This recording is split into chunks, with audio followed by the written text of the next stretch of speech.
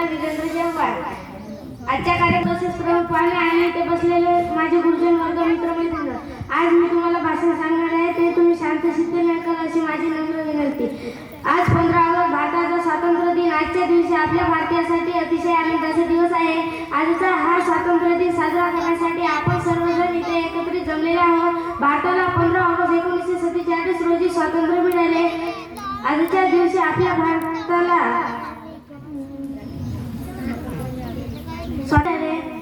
भारताच्या गुलामगिरीत होता। अनेक वर्ष गुलामी सहन केल्यानंतर, इंग्रजांचे अत्याचार सहन केल्यानंतर भारताला स्वातंत्र्य मिळाले। आजच्या दिवशी आपण आपल्या शूरवीरांना स्मरण करून त्यांच्या कार्याची आठवण करतो। डॉक्टर बाबासाहेब आंबेडकर, पंडित जवाहरलाल नेहरू, राजगुरू सुखदेव अशा हजारो क्रांतिकारकांनी भारताच्या स्वातंत्र्य लढ्यात अमूल्य योगदान दिले। त्यांच्या बलिदानामुळे आपला भारत देश इंग्रजांच्या गुलामगिरीतून स्वतंत्र झाला।